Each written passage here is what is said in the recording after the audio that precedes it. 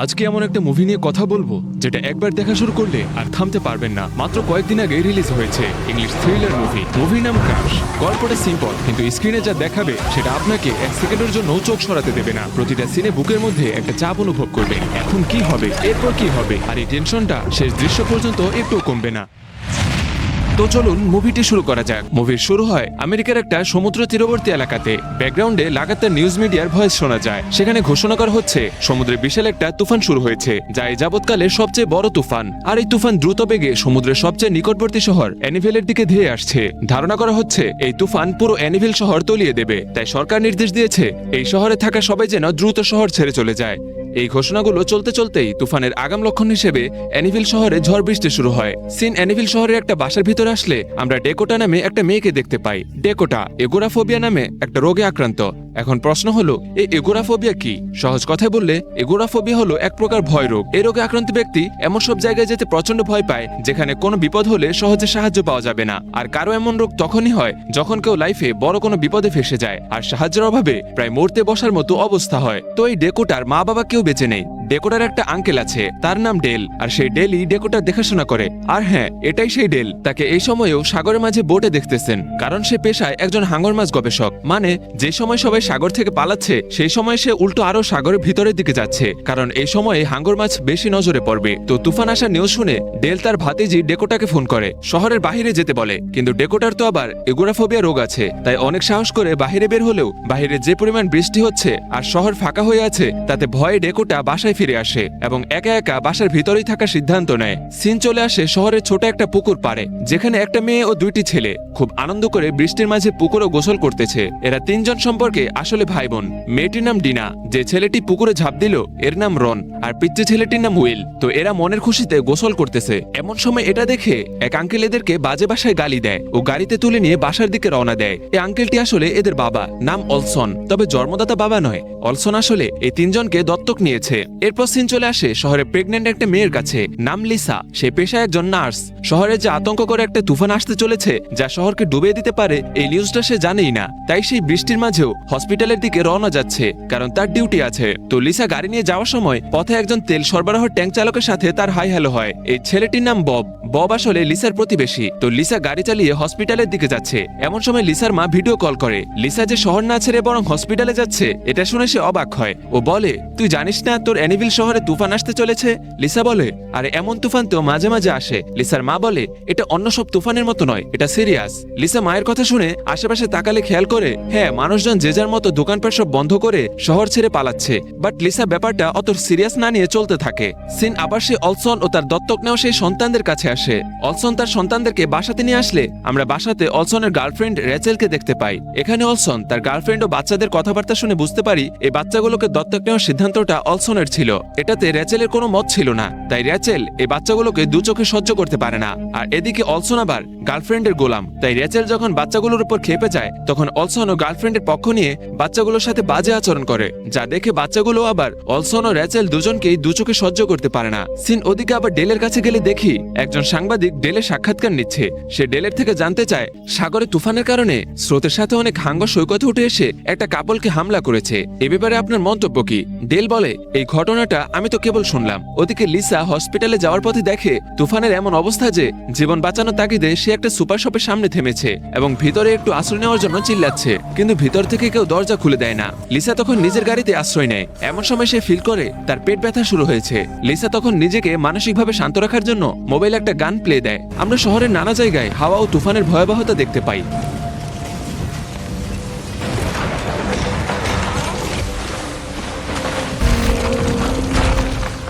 সাগরে বিশাল পানির স্রোত শহরে ভয়ঙ্করভাবে ঢুকে পড়তেছে এবং শহরকে ভাসিয়ে নিয়ে যাচ্ছে। তো লিসা বাড়িতে ফেরার পথে দেখে গাছ পড়ে রাস্তা ব্লক হয়ে আছে। লিসাকে দেখে একজন বলে, ওদিকে যেতে পারবে না, রাস্তা ব্লক, তাই তাড়াতাড়ি গাড়ি ঘুরিয়ে আমার সাথে এসো। এরপর যা যা হয় অরিজিনাল সিনেই দেখেন, ভালো ফিল পাবেন।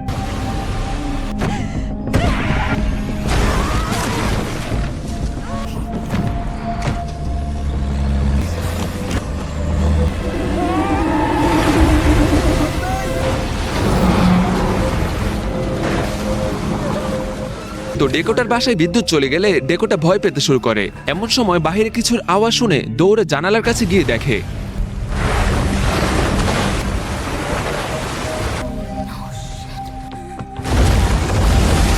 এরপর সিন সেই 3 বাচ্চার কাছে আসলে দেখি ওরা টিভিতে নিউজ দেখছিল। হঠাৎ বাহিরে আওয়াজ শুনে জানালা এসে বাইরে তাকালে দেখে এই অবস্থা।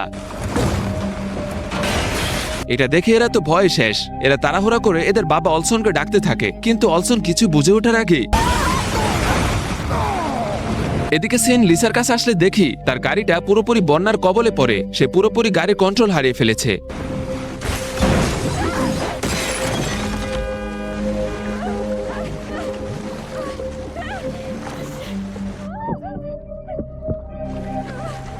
তো লিসা হেল্প চেয়ে চিল্লাতে থাকে। ডেকোটা উপরতলা থেকে জানালা দিয়ে তাকিয়ে দেখে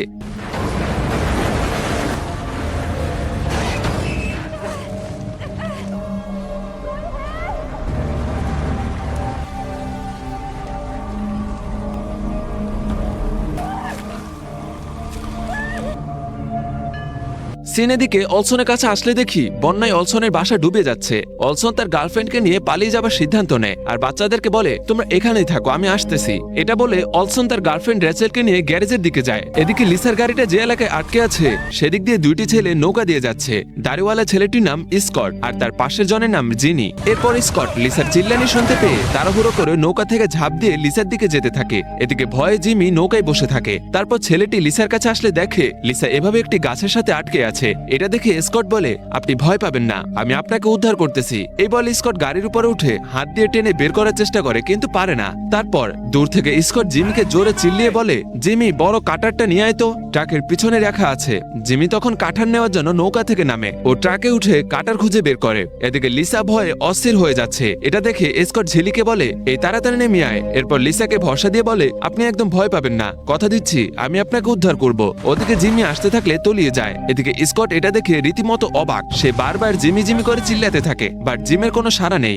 স্কট তখন লিসাকে বলে আপনি এখানে থাকেন, আমি আসতেছি। এই বলে স্কট জিমির খোঁজে এগোতে থাকলে একটা সময় জিমি দুম করে পানি থেকে বের হয়। বাট কি যেন তার একটি হাত খেয়ে ফেলেছে।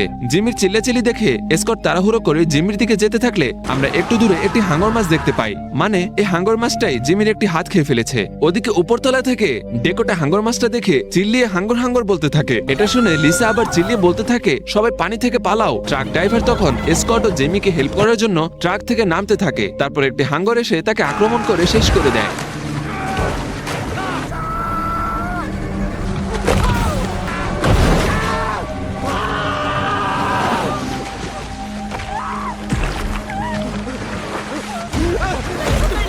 লিসার চোখের সামনে হাঙ্গরটি স্কটকে এমন নির্মমভাবে খেয়ে ফেলে যা দেখে লিসার তো আত্মা শুকিয়ে যায়। সিন সেই 3 বাচ্চার কাছে আসলে দেখি অলসন তার গার্লফ্রেন্ড রেচেলকে নিয়ে গ্যারেজের দিকে যাচ্ছে আর পিচ্চি 3 জন বাসা জানালা দিয়ে চেয়ে চেয়ে দেখতেছে।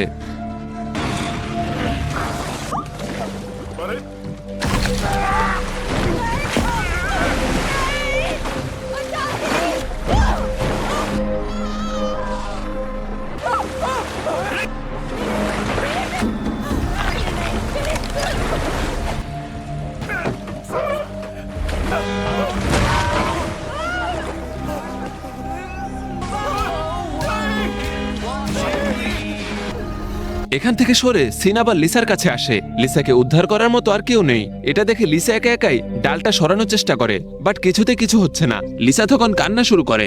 ও হেল্প হেল্প বলে চিল্লাতে থাকে। উপরতলা থেকে ডেকোটা এটা দেখে লিসাকে হেল্প করার জন্য তার আঙ্কেলকে কল করে, বাট ফোনে পাচ্ছে না। তখন ডেকোটা জানালায় এসে চিল্লিয়ে লিসাকে বলে একটু ধৈর্য ধরুন, আমি হেল্পের জন্য লোক ডাকতেছি। লিসা বলে হাতে এত সময় নেই, পানি বাড়তেছে আর আমার নিঃশ্বাস নেওয়া মুশকিল হয়ে যাচ্ছে, প্লিজ তুমি এসে হেল্প করো। ডেকোটা বলে এই পানিতে অনেক হাঙ্গর আছে, দেখলেই তো তোমার চোখের সামনেই মানুষকে খেয়ে ফেললো। এমন সময় একটা বাড়ি বন্যার সাথে ভেসে এখানে এসে এমন ভাবে আটকে যায় যে ডেকোটার বাড়ি থেকে লিসার গাড়ি পর্যন্ত অনেকটাই ব্রিজের মতো পরিবেশ সৃষ্টি করে, কিন্তু পুরোপুরি সেফ না, কারণ দুই দিকেই অনেকখানি করে ফাঁকা আছে যা পানিতে নেমে পার হতে হবে। এদিকে ডেকোটার তো আবার এগোরাফোবিয়া রোগ আছে, তাই সে কিছুতেই এই রিস্ক নেওয়ার সাহস পাচ্ছে না। ওদিকে লিসা হেল্পের জন্য করুণভাবে কান্না করে যাচ্ছে। ডেকোটার সাহস জোগানোর জন্য আপ্রাণ চেষ্টা করতে করতে ফাইনালি হার মেনে যায়। ও জানালা থেকে সরে ভিতরে বসে হাউমাউ করে কান্না করতে থাকে। এদিকে লিসাকে হেল্প করার জন্য এখন একমাত্র একজনই ছিল। সে হেল্প করছে না এটা দেখে লিসা করুণ সুরে ডেকোটাকে বারবার ডাকতে থাকে। ডেকোটা তখন নিজেকে আর আটকে রাখতে না পেরে সে ফাইনালি সাহস করে জানালায় এসে বলে, অপেক্ষা করুন, আমি আসতেছি। এই বলে ডেকোটা চাকু নেওয়ার জন্য নিচতলায় ডাইনিং এ যাবে, বাট নিচে তো পানিতে ডুবে একাকার অবস্থা। না জানি এই পানিতে কয়টা হাঙ্গর আছে। তারপরে ডেকোটা বাধ্য হয়ে পানিতে নেমে পড়ে ও কিছু দূর গিয়ে এভাবে সোফাতে করে ভেসে ডাইনিং টেবিলের উপর গিয়ে পৌঁছায়। এরপর সেখান থেকে একটা চাকু নিয়ে চলে আসে জানালায়। সে প্ল্যান করেছে জানালা থেকে সোজা ভাসমান সে বাড়িটার উপর ঝাঁপ দেবে, কিন্তু কিছুতেই এই সাহসটা জোগাতে পারছিল না। অনেকক্ষণ নিজের মনের সাথে যুদ্ধ করে ফাইনালি যেই না ঝাঁপ দিতে যাবে, নার্ভাস থাকার কারণে পা পিছলে নিচে পড়ে যায়।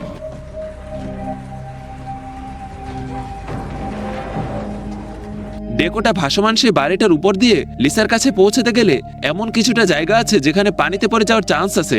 এটা ভেবে ভয়ে ডেকোটার কলিজে শুকিয়ে যাচ্ছে। এমন সময় সে পানিতে একটা হাঙ্গর দেখতে পায়। তারপরেও লাইফ রিস্ক নিয়ে সে এগোতে থাকে।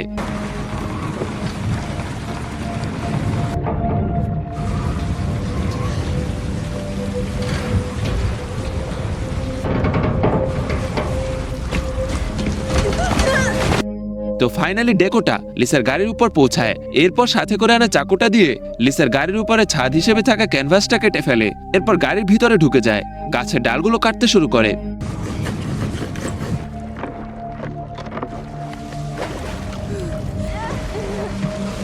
তো ডেকোটা ফাইনালি লিসাকে গাড়ি থেকে বের করে ফেলে ও লিসাকে তার বাসায় নিয়ে আসে। লিসা গায়ে থাকা কোটটা খুলে স্বস্তির একটা নিঃশ্বাস নিয়ে ডেকোটাকে ধন্যবাদ জানায়। ওদিকে ডেকোটা এখনো ভয়ে থরথর করে কাঁপতেছে। সিন চলে আসে সেই 3 পিচ্চির কাছে। এদের সন্দেহ হচ্ছে হয়তো কোনো হাঙ্গর অলরেডি এদের বাসার ভিতরে ঢুকে পড়েছে। আবার যদি ঢুকেও না থাকে তো বাসার দরজা যেভাবে খোলা আছে তাতে যে কোনো সময় ঢুকে পড়বে। রন তার বোন ডিনাকে বলে তাড়াতাড়ি গিয়ে দরজাটা বন্ধ করে আসো। ডিনা তখন দরজাটা বন্ধ করার জন্য যেতে থাকে। এরপর যা যা হয় দেখতে থাকুন।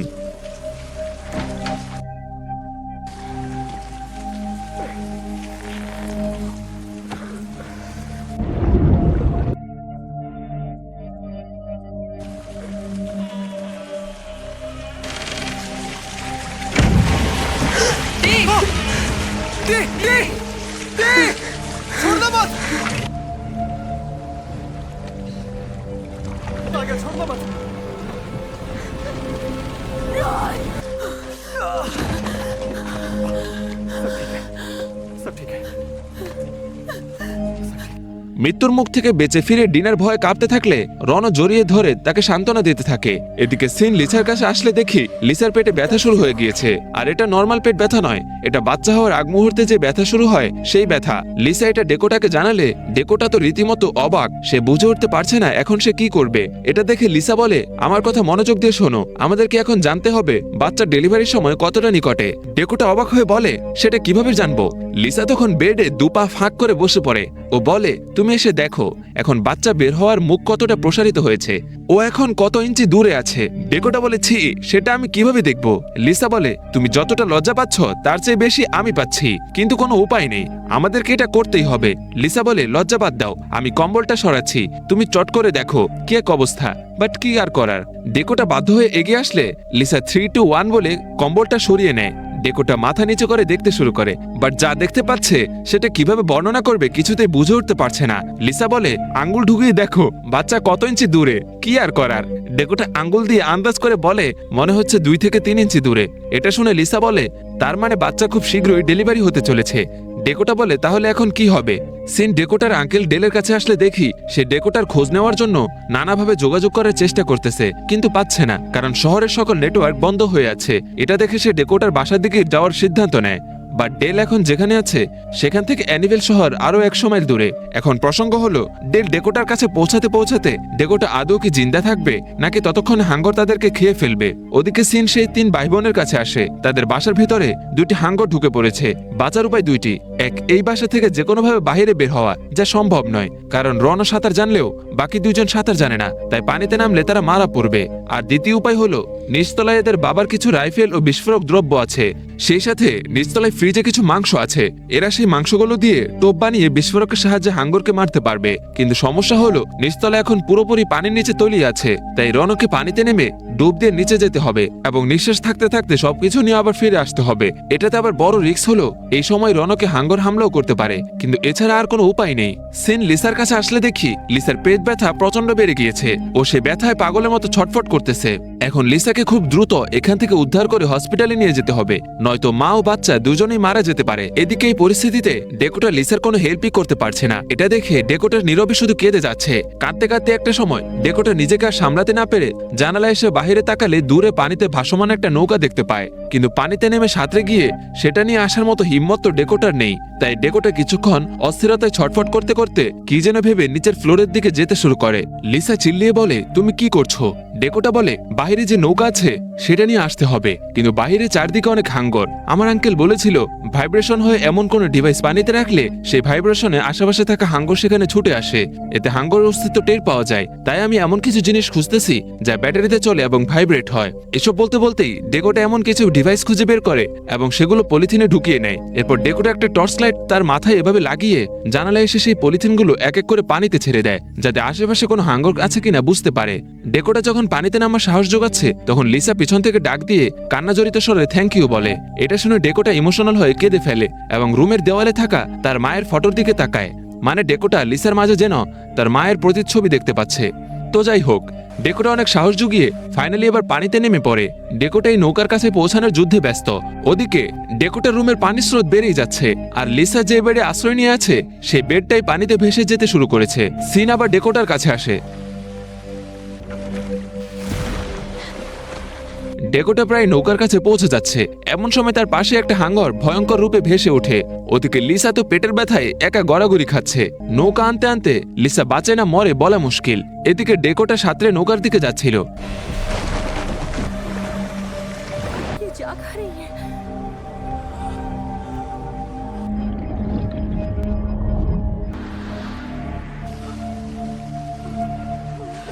ডেকোটা ফাইনালি মরতে মরতে কোন রকমে নৌকার উপরে উঠে পড়ে ও ক্লান্ত হয়ে গায়ে লিয়ে দেয়। ওদিকে সিন ডেকোটার আঙ্কেল ডেলের কাছে আসলে দেখি সে ডেকোটার কাছে আসার জন্য অলরেডি অনেক পথ পাড়িয়ে দিয়েছে এবং মোটামুটি আশেপাশে চলে এসেছে। কিন্তু প্রবলেম হলো পুরো শহর পানিতে তলিয়ে যাওয়ার কারণে ডেকোটার বাসার লোকেশন ঠিকমতো বোঝা যাচ্ছে না, আর লোকেশন বোঝা না গেলে এরা যাবে কোন দিকে। তখন ডেল আন্দাজ করে একদিকে এগোতে থাকে।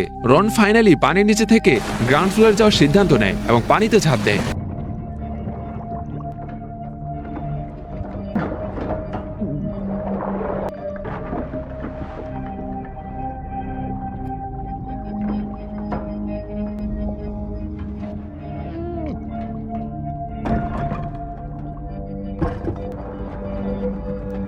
তো রন দম আটকে মরতে মরতে মুহূর্তের মধ্যে কোন রকমে উপরে ফিরে আসতেই একটা হাঙ্গর হামলা করে বসে, বাট অল্পের জন্য রন বেঁচে যায়। সিন ডেকোটার বাসায় থাকা লিসার কাছে আসলে দেখি ডেকোটার বাসার ভিত্তি পানির চাপে ভাঙতে শুরু করেছে।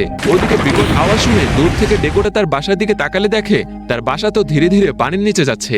এদিকে ভিতরে থাকা লিসা তো ডেকোটা ডেকোটা বলে চিৎকার শুরু করে। তো লিসা মৃত্যুর ভয়ে অস্থির হয়ে পড়ে, বাট পেটে বাচ্চা থাকা অবস্থায় এমন মানসিক চাপ নিলে তো বাচ্চা মারা যাবে। তাই লিসা তার মোবাইলে একটা গান চালু করে নিজেকে শান্ত করার চেষ্টা করে। ওদিকে সিন আবারও তিন ভাই বোনের কাছে আসে।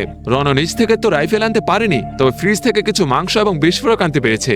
এখন প্ল্যান হলো এই বিস্ফোরকগুলোর সাথে মাংস পিছিয়ে সেই মাংসগুলো হাঙ্গরকে খেতে দিবে, আর হাঙ্গর এই মাংসগুলো খেলে বিস্ফোরিত হয়ে মারা যাবে। তবে এটা বলা যতটা সহজ, এটা করা মোটেও সহজ না, বাট যেভাবেই হোক এটা তো করতেই হবে। তো এরা মিশন শুরু করে দেয়। তো বিস্ফোরকগুলোর সাথে মাংস পেঁচিয়ে আগুন ধরিয়ে পানিতে ফেলে দেয়। কিন্তু একই হলো, বিস্ফোরণ হওয়ার সময় ঘনিয়ে আসছে, কিন্তু হাঙ্গর সেটা খেতে আসছে না কেন? তখন উইল বলে, আমি ডকুমেন্টারিতে শুনেছিলাম হাঙ্গর পানির ভাইব্রেশন পেলে তবে হামলা করতে ছুটে আসে। এটা শুনে এরা তাড়াহুড়া করে পানিতে ভাইব্রেশন করার জন্য নেমে পড়ে ও জোরে জোরে চিল্লিয়ে হাঙ্গরকে ডাকতে শুরু করে। এরপর যা হয় দেখেন।